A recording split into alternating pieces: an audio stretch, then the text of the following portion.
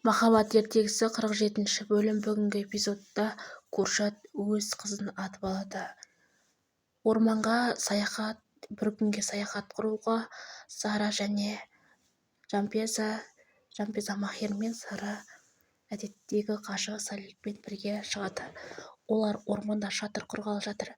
Сара мен Салих шатырларын өте әдемі тігеді, ал Махир мен Жампеза мүлдем ыңғайсыз және дұрыс емес қылып тігеді. Екеуі ұрсып қала береді. Соңында Махир Салихтен: "Досым, маған көмектесші, біз екеуміз шатыр құрайық" дейді. Осы кезде тағы да жейтін заттарын ұмытып кетеді. Солай Салих пен Сара көлікпен жолда кетіп қалады. Бірақ көліктері бұзылып, жолда қалып қояды. Ал Махир мен Жампеза екеуі ұрсып қалып, екі бөлек шатырда жатады. Махир өзінің тіккен шатырына жатып еді, бірақ өкінішке орай шатыры дұрыс тігілмегендіктен құлап қалады. Содан кейін ол Жампеза жатқан шатырға келіп: "Мен енді осында жатамын, өзімнің шатырым бұзылып қалды" дейді. Екеуі осылай бір шатырда жатады. Десе де бір-біріне әлі де ашулы, ренжулі. Әсіресе Жампеза. Мехметтің суретіне қарап қайғырып отқан Махирдің анасы. Өйткені оның өзінің жау өлтірген қызын алдын деп қайта-қайта күнде енесі миына құя береді. Әсіресе Махир жоқ кезде осылайша ол қайғырып отыр. Ал мұнда Сара мен Салих өздерінен оңаша қалғаннан кейін ішкі сырларын айтып, бір-бірін әлі де тани түсуде. Таңертең уақыт Махир мен Жампеза ашуланып осылай тұрады. Оның қастарына Салих пен Сара келеді. "Содай, енді біздің шырқымыз бұзылды, кеттік аламыз, қайтамыз" дейді. Осылайша өздерінің шатырларын, тіпті қызық болмаған демалыстарын айтып қайтады. Ал мейрамханада кездескен Гүлзар мен Куршат екеуі жап-жақсы махаббат құрып, тіпті бір-бірлерінің мұңын айтып отыр. Сүйікті өзінің күйеуінен айырылған, баласынан айырылған, барлығы жеткізді. "Куршат, сізге сабыр берсін, мен сізді түсінемін". Осылай екеуі күшті жарасты. Перманның көңілдесі әлі де ашулы. "Мені бұл үйге қашан айтасың? Менің баламмен жүктегенімді қашан бәрі өлетін болады" деп ашуланып Перманға айтып жатыр. Перман әлі де күте тұр дейді. Бірақ осы сырды үй қызметшілері біледі. Олар күніге Перманның көңілдесіне тиісіп, жүйкесіне тиеді. "Сен неге жұмыс жасамайсың?" дейді. Тіпті барлық сырды білсе де олар үндемеуге тырысты. Перманның әйелі себепті әлі ештеңе білмейді. Өзінің бай әйел ретінде көрсеткісі келіп, селфи жасап, есік алдында жүр.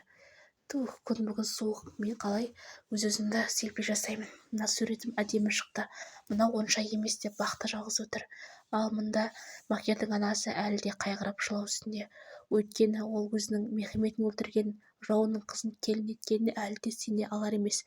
Оны күніге енесі келіп: "Сен білесің бе, Жампезаны қуып шық, ол сенің күйеуіңді өлтірген адамның қызы" деп күніге миына құйып, тіпті екеуінің арасына от салуға барын салып жүр. Сәлім Рашид комиссарға келіп: "Мен Куршатқа сенбеймін. Махир екеуі ауыз-жаласып алған, екеуі бірігіп алған. Мен оны бүгін сынайтын боламын.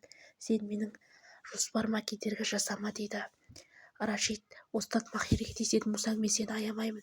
Махирге тиісуші болма" дейді. Осы кезде Куршат та келеді. Бүгінгі жоспарларын, сатып жатқан есірткілерін қай-не екенін айтып. Түн болады. Анасына келген Куршат анасының ұйықтап жатқанын сезіп, бақылап бөлмеден қайтып кетеді. Өйткені есік алдында Махир келіп тұр. Махир есік алдына келіп, әдеттегідей Куршатты: "Сен бүгін мен сені тапсырмай берем. Шынымен Махирмен ешқандай ауыз жаласпағаның болса, Махирді атып өлтір, оны осында шақыр" дейді. Негізі бұл жоспарды Махир алдын ала білді, Куршат та білді. Солай екеуі келісіп алған. Сәлімді сендіру үшін кішкене қойылым қоятын болды. Солай Сәлімнің көзінше телефонмен Махирге звондады. Махир: "Мен саған кел, мен саған бірдеңе айтамын" деген секілді. Осылайша Махирді өз үй жағына шақырады. Сәлім оның барлығын аңдып біліп отырады, тіпті адамдарына денсаулық болған. Осы кезде ең қызығы, барлық жоспардың үстінде ешқандай жоспар болсыз Жампеза келе жатыр. Үйіндегі таксист ағайға: "Осы жаққа жеткізіп сал" дейді. Өйткені әжесін көргісі келді. уайымдаған Куршат есік алдында арлы-берлі жүреді. Оны сыртта Сәлім машинасының ішінде бақылап отыр. Өткен жоспарына мәз, ал мында жүрегім бірдеңені сезіп келе жатыр, мен алаңдап келе жатырмын деген Жанпейза бар. Куршат қанша алаңдаса да, әйтеуір Махер келді. Махерге қарап, мен сені жек көремін, анау деген сияқты, мен сені өлтіремін деп, осылайша қару кезеп, оны өлтірмеуге тырысады. Екеуінің алдында ғана жоспарлағаны барлық айдан-айт келді. Сәлімді сендіру үшін амалсыз осындай әрекетке барды. Солай атайын деп жатқан кезде Жанпейза аяқ астынан келеді. Ол сразу жүгіріп Махердің алдына тұрып қалады. Сол кезде Куршат мылтықтап басып қалған кезде міндетті түрде ол Жанпейзаның қолынан жанап өтеді.